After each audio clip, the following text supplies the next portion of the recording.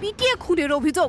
সেই ঘটনার প্রতিবাদ শুরু হয় পশ্চিমবঙ্গ সহ ভারতের বিভিন্ন প্রান্তে। মঙ্গলবার বিশ্ব হিন্দু পরিষদ, এবিভিপি, হিন্দু জাগরণ মঞ্চ সহ সংঘ পরিবারের একাধিক সংগঠনের ডাকে বাংলাদেশের হাইকমিশন অভিযানে জড়ো হন অনেকে। মিছিল করে তারা পৌঁছান বেগবাগান এলাকায়। যে ঘটনা ঘটে গেছে সভ্য সমাজে, যে অসভ্য ঘটনা ঘটিয়ে দিল বাংলাদেশ, যা চিরতর ইতিহাসে লেখা থাকবে, সারা পৃথিবী উত্তাল হয়ে গেছে। আমরা কিছুতেই ছাড়বো না, কোনো ক্ষমা নেই, ক্ষমার অযোগ্য। খেতে দেবো না, হাতে মারবো না, ভাতে মেরে দেবো। ওরা খাবার আমাদের থেকে পায়, ওষুধ আমাদের থেকে পায়, চিকিৎসা আমাদের থেকে পায়, ওই জন্য খাবার দেবো না, খাবার দেবো না।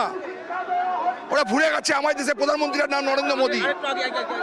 একেবারে আমরা দেখছি যে খেতে দেব না এই রকম প্রতিবাদ জানিয়ে ভাত, ডাল, আলু সেদ্ধ, ওষুধ সমস্ত কিছু নিয়ে হাতে প্রতিবাদ জানাচ্ছেন সনাতনী হিন্দুরা।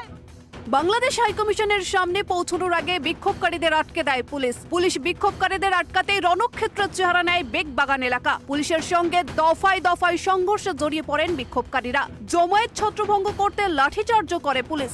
অভিযোগ, পুলিশের লাঠির গায়ে কয়েকজন আহত হয়েছেন। পরে বিক্ষোভকারীদের অনেককে টেনে হিচড়ে প্রিজন ভ্যানে তোলা হয়। অনেক বিক্ষোভকারীকে দেখা যায় প্রিজন ভ্যানের ছাদের উপর উঠেও পড়তে। হিন্দুদের উপরে অত্যাচার, তার মানে আমাদের দাবাতে চাইছে।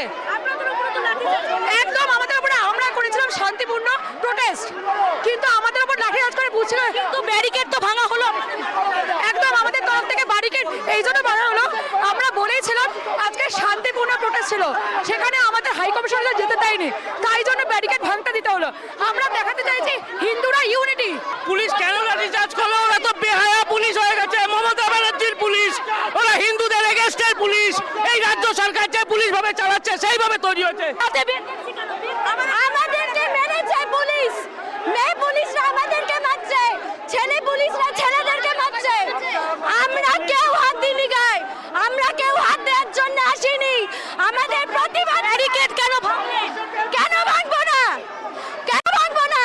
দীপু দাসকে যখন জ্বালানো হয়েছে কেউ দাঁড়ায়নি। কস্তাকস্তির কাণ্ডতে অসুস্থ পর্যন্ত একজন হয়ে গিয়েছেন। রীতিমতো উত্তাল পরিস্থিতি।